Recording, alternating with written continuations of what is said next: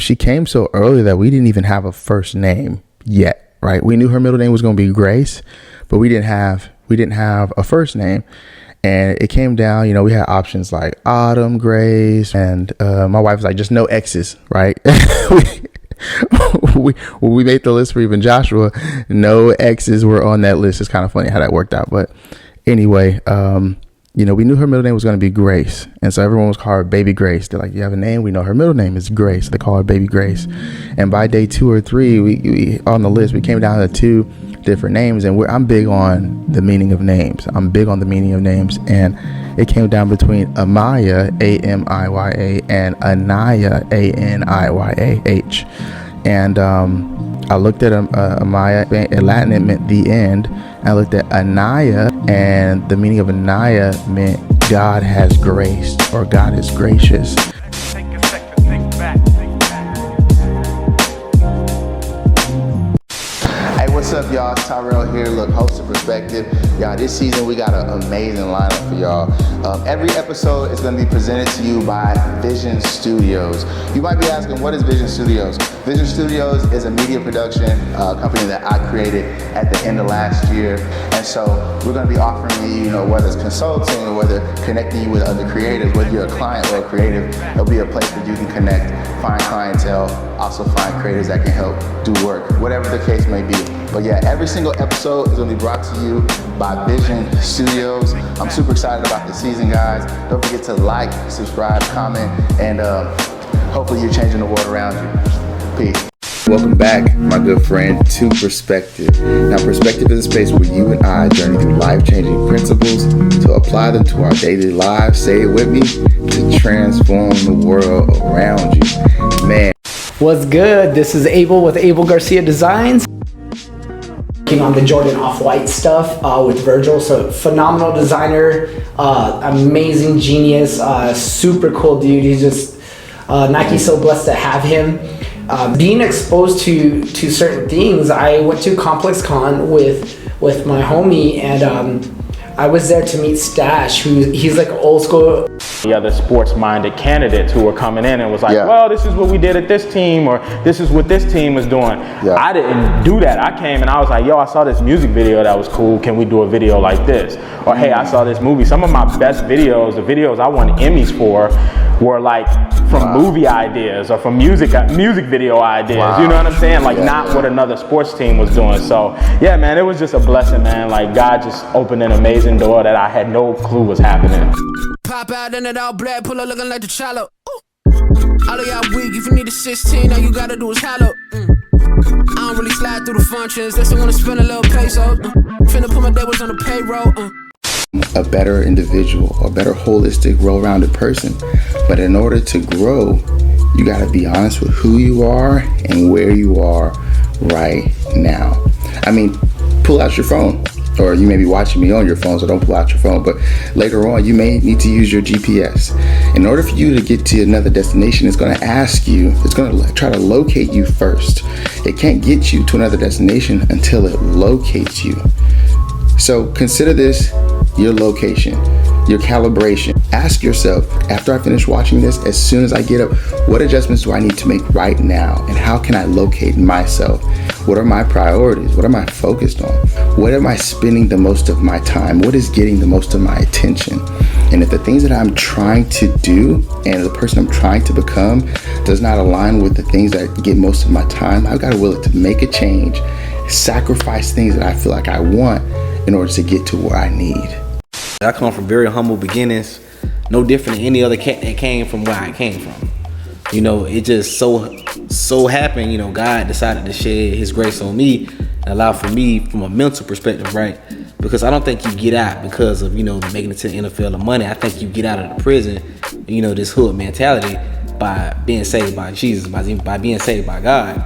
Because I had a lot of homeboys that was making it, you know, in the streets that made it to the league, made it to these different places, but because their mind wasn't saved, they were still stuck in the day-to-day trap.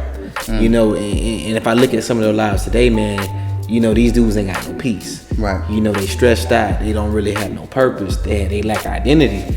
So I'm just grateful that I made it out of here first. And by me being able to make it out of the mind, the prison of the mind first, I was able to create and cultivate all the things in which we're sitting in today. Yeah, and it's not easy coming to that conclusion to where you're like, you know what? I appreciate the relationship that has been. I appreciate where we've come from. I think one of the biggest misconceptions of any relationships and friendships is that time invested means the quality of what was produced, and it's not. It's like, yo, we've been holding it down since third grade. That's great. That's amazing. But I think Eric Thomas, E.T., said you owe nothing to anyone. And so it's like, great. At this point, I don't have the time and energy to invest in something that is not growing and something that is not advancing. And it's not to be completely like advantageous by any means, because some people will have relationships they hold on to, and they will be as relevant to that person long enough to continue to have the benefits that they get from the person. As soon as those benefits are gone, then they gone. And so it's like having boundaries also allows you to vet those who are truly for you versus what you can do for them. Due to just the events of if you tried to pass the baby, the cervix not being fully dilated, all the different things. So we chose C-section. They rushed her off to C-section. About an hour prior to that, they were kind of pumping some antibiotics and some other things to try to help with lung development and a steroid, but it was just not enough time really. So at this point, we really were standing on prayer and the medical professionals. We get into the C-section. They have to put this huge needle in Nicole's back to numb her, of course, and I'm in the hallway and I'm just praying. Right, I'm praying. I'm like, oh my gosh, our baby girl's not due till April. God, like, oh my gosh, like, cover her, keep her. We know you can get us through this. You know we can get us through this. So fast forward, baby girl makes it through the operation. They get her out, and they're doing all the things at the table. And I saw kind of like the reading of the pulse meeting go flat a few times. I couldn't verify if that was her flatlining or not, but I just kept praying. I closed my eyes. I just kept praying, and then eventually they got her just stable. They intubated her. They got all the things hooked up into her lungs and all that. And they continued to close up my wife, Nicole. And so they got her stable. I went over and saw her, took a picture, prayed over her. And then they off to NicU she went. And then Nicole went back to Nicole. They finished everything with her. They got her in post-op. And later that night, she just rested, and then the next day we got to go down to the NicU and see Anaya. And you know, she came so early that we didn't even have a first name yet, right? We knew her middle name was going to be Grace, but we didn't have a first name. And it came down, you know, we had options like Autumn, Grace, and my wife was like, just no X's, right?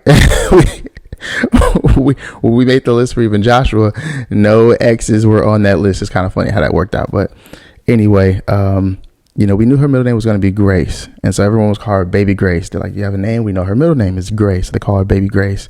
And by day 2 or 3, we on the list, we came down to 2 different names. And I'm big on the meaning of names. And it came down between Amaya, Amiya, and Anaya, Aniyah. And I looked at Amaya, in Latin it meant the end. I looked at Anaya, Aniyah, and the meaning of Anaya meant God has graced, or God is gracious. And I was like, wow, like her middle name is Grace, and her first name is also going to mean, in essence, grace. And she'll be double graced up. One of the nurses called her G2. And so we knew, okay, that's her name. Like, God's going to give her the grace she needs to navigate through all of what we're about to go through. And so me and Nicole, we go down there, see her, and she's there in what they call an isolate, right? The containment. It looks like glass. This is called oscillator is what it's called. And it's pretty much high frequency breaths in the infant's body. And it's like, and so imagine yourself, if you were just like this, shaking. So for, you know, weeks, almost, I think even months, Anaya's body was like this, right? Because that's how it had to keep the lungs open, and it had to bring air in and out, because she couldn't do that on her own, right? A few days later, you know, by day 3, I think she had her very first complication. And had an operation for it that healed quicker than expected. And then I think it was by week 2, had another complication, and things were just kind of progressing, really escalating in a direction that we didn't necessarily desire, but we knew God's grace was sufficient. And so we are having hard conversations. Doctors are letting us know, hey, we've let parents know if ever you wanted to, end or cease, right, critical care, there's a certain window that is ethical to do that or not, if you're wanting your baby to still be supported and go through all these treatments and go through all these difficulties, because it's a lot, right? The baby's got to fight. The baby's really got to fight. And we were just covering her in prayer. And nurses were telling us the more you're here as parents in the NICU, the better the baby will be. We heard that constantly over and over and over again. So we just believed that.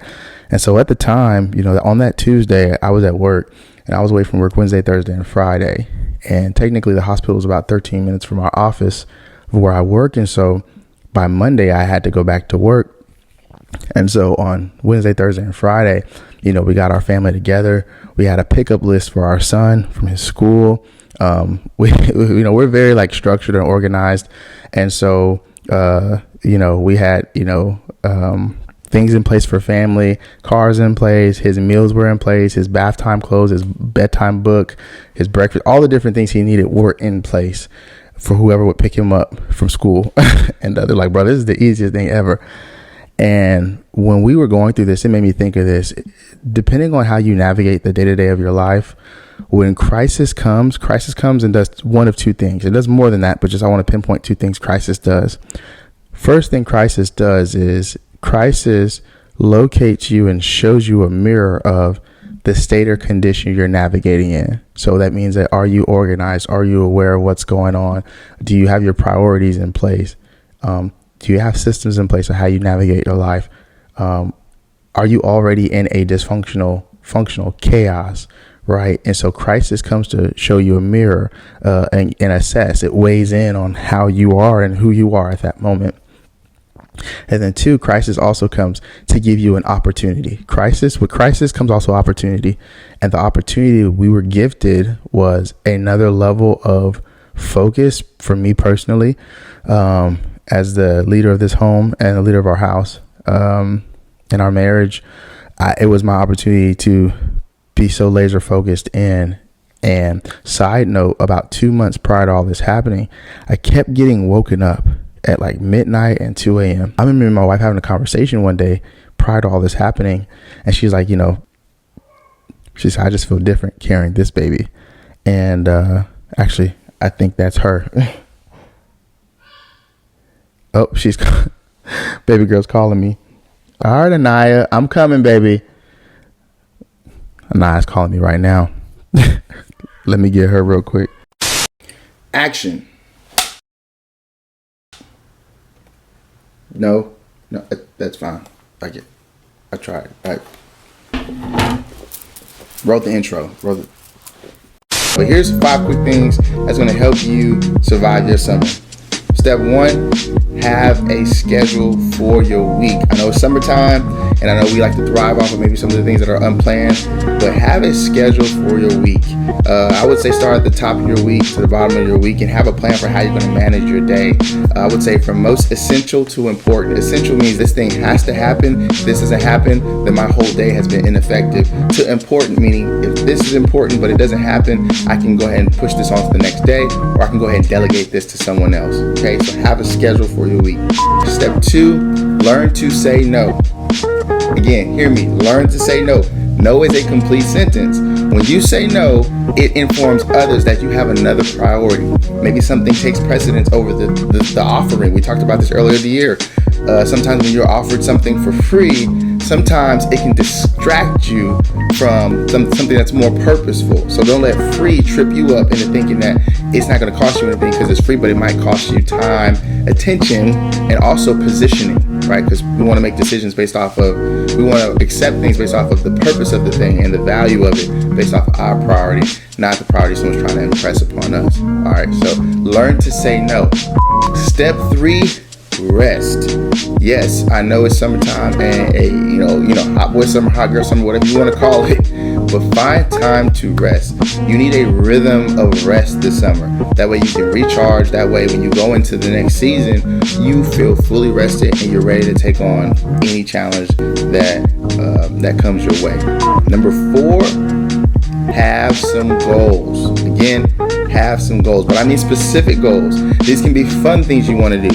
These can be a specific skill set growing goals you want to do. But number 4 is have some goals. Write them down. Write those goals down. Continue to write those goals down. Okay? Have some goals for you personally. Intangible goals more specifically. You want to save a certain amount of money, that's great. But have characteristic and intangible goals for you personally.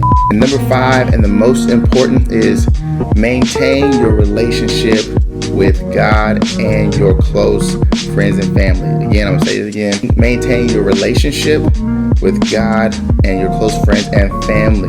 Why do I say this? I say the best for last because you will not be able to get a true assessment of how you are doing and where you are if you don't continue to have conversation with God. You don't continue to pray. You don't continue to pause, and you don't continue to assess, how am I truly doing?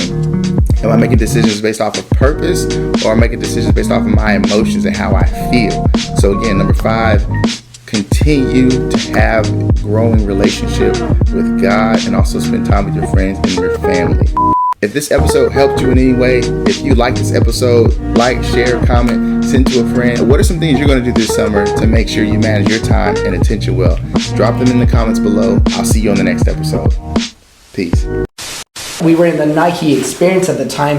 Guess who was the keynote speaker? Kendrick Lamar and Kobe Bryant.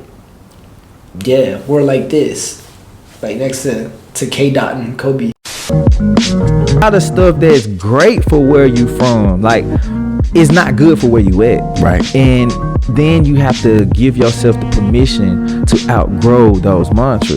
Just like you said, some people are conducive for where you were, but may not be conducive to where you're going. Right. And, you know, when you're family oriented, when you're legacy oriented, when, you know, you are taking into consideration that, hey, I'm trying to break a generational curse, or hey, I am trying to create generational wealth, it's a certain way that you get those things done. And it's not just through you.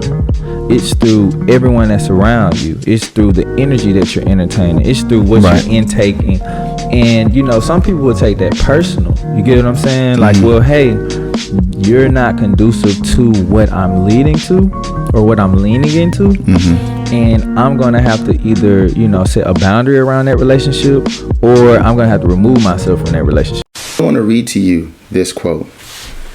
Personal growth is not a matter of learning new information, but unlearning old limits. Alan Cohen. I got the perfect one. I will never ever forget another memory card, because I remember when I was in New Orleans, just getting started, and I was working with this guy who he went up to this radio station. He had a radio station interview. He called me up. He's like, Kerry, come get some footage. We go to the biggest radio station in New Orleans, Q93. We get there. I get up the steps, get to the thing. I don't have a memory card in the camera. They blasted me on the radio. They're like, what's your name? Kerry Lofton. The cameraman forgot the memory card on the biggest radio station in New Orleans. So I don't care what I forget. I will never forget a memory card ever again. No, absolutely. And that was my dad. My dad was always there. He always knew that I have to take care, I have to protect, I have to provide. But there was almost like an emotional component that was missing, right? My father was always there, but there was always a disconnection. So whenever I got really intentional about that relationship, nowadays I call my dad up. I'm like, hey, I'm going through this. You know, what you got for me? You know, we're talking about finances. We're talking about like, hey, like day-to-day relationships with our wives. So that's been extremely beneficial. Now, what's crazy is, like, my dad didn't tell me that he had a panic attack at one point because he held on to 30 years worth of stress.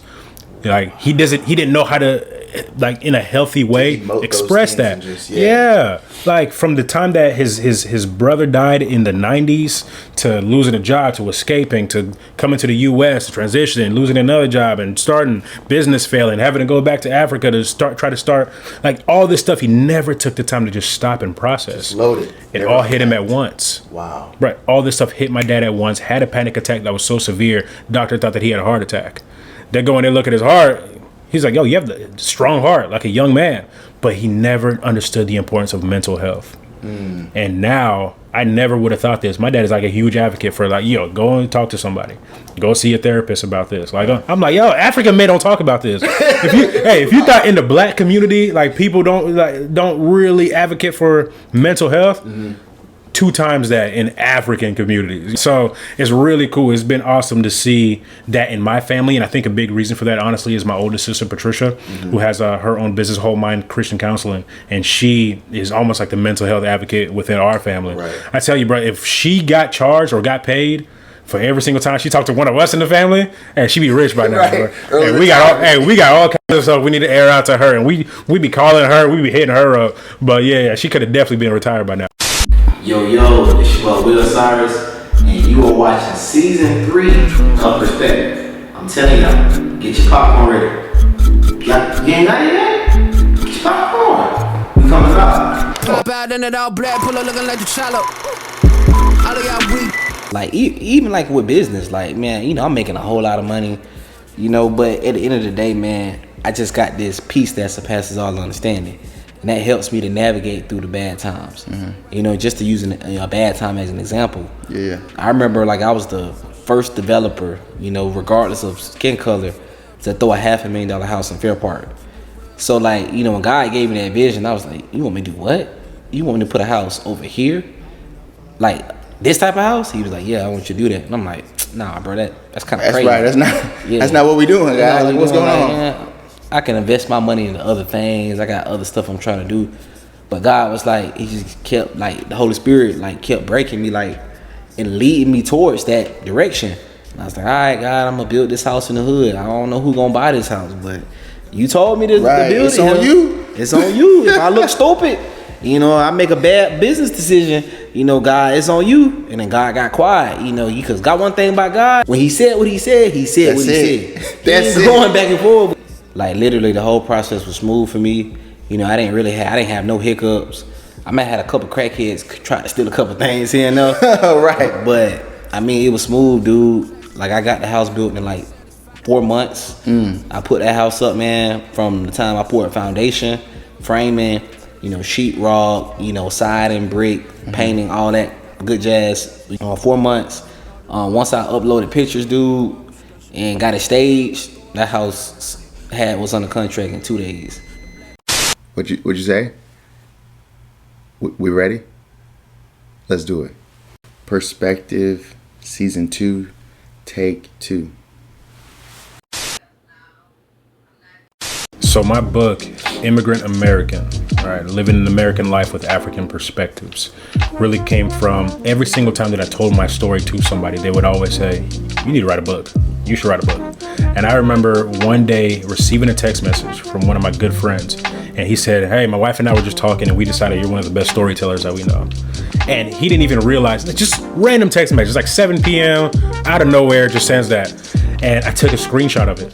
I was like, yo, that means, you know, to me, that means a lot. Right. Storytelling, I believe, is a skill that has to be practiced. And I remember him telling me that. I stored it. And I always went back to that as like a reason to say, I need to tell more stories. Whether that's through speaking, through podcasting, or whatever. And then over the years, hearing everybody talking about write a book, I'm like, okay, well, I could story tell in book form, right? So that's kind of how the idea came along. And what was so cool about writing this book specifically.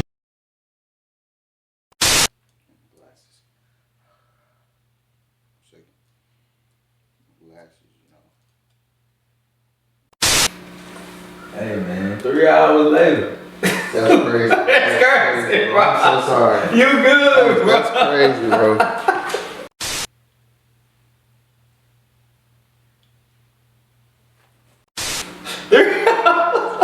Bro. You got about 12:30, bro. We gonna get it together though.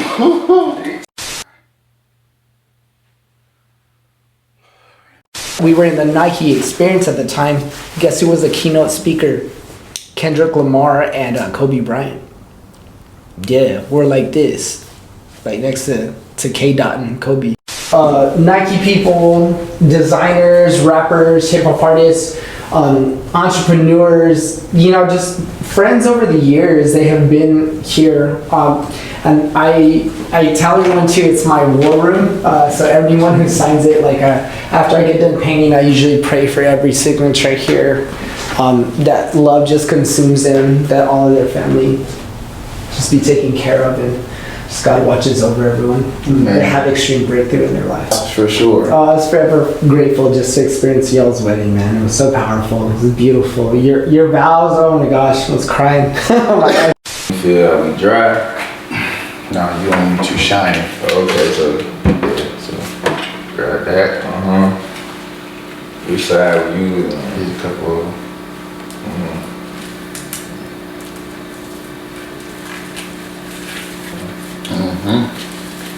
This is what you gotta do beforehand.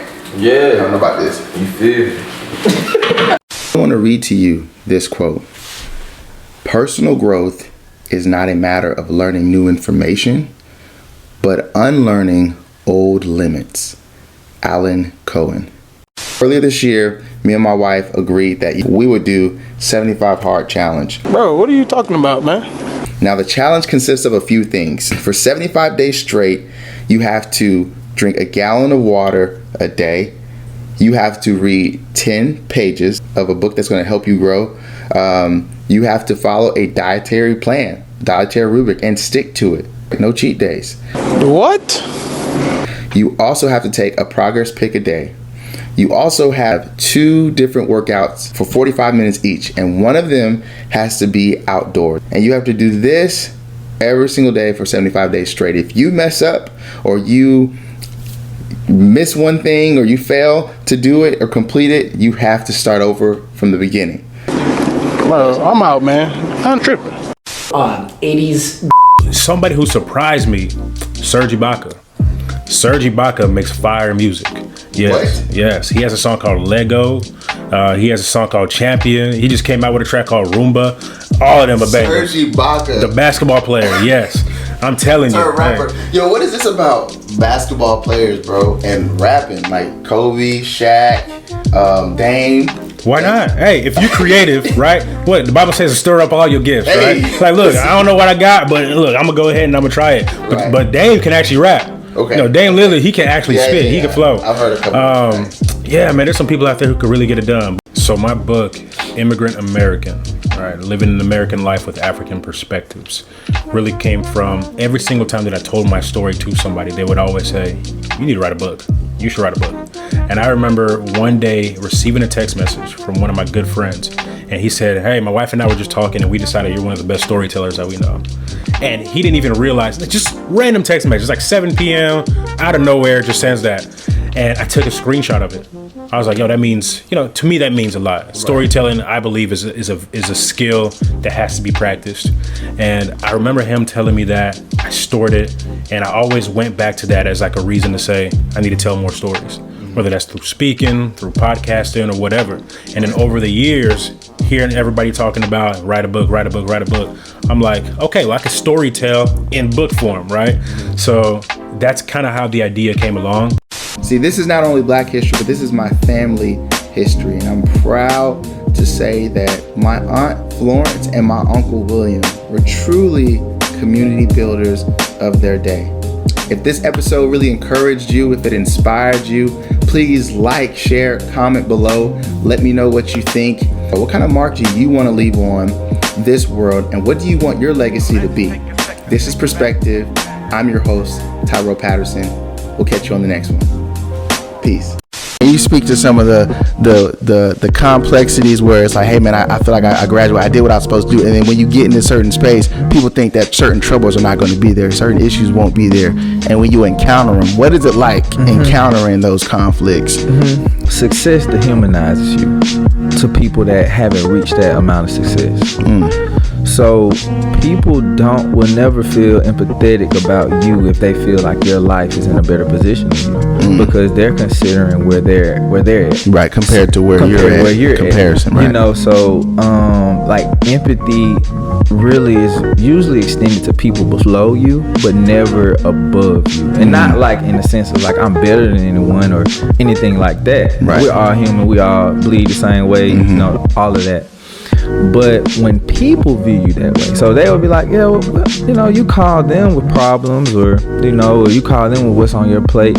First thing they're probably gonna say is, you know, man, you'll be all right. You know, you got a new house, or you'll be all right. You know, you know, you're doing well. You know, you're this, and the third. And it's like, well, it doesn't allow you the grace or the empathy that really, you know, gives you the opportunity to be human. So now it's like, yeah, when you go through things, it's like, yeah, you're just strong enough to get through them because people have seen you get through them. Wow. So you're saying other people's perceptions of you, in a way, when you reach out to those same people, their perception of you and not giving you access to empathy will hold you hostage to the state that they think you're in, and not give you that. It's an expectation for you because you've made it through. People have seen you make it through what you've made it through, and so in their eyes, you made it. Right. You shouldn't have no problems. You don't have any problems anymore. And if you do have problems, your problems are smaller than my problems. Like, if you do have problems, it's someone that wants to be in your position. So you should be grateful for your problems. And while all those things could be true, yeah, like, you know, it is a kid that wants to be here. That doesn't really take away the, you know, the effect of, you know, what I'm going through. Like, that doesn't really, you know, change things from my lens and my perspective.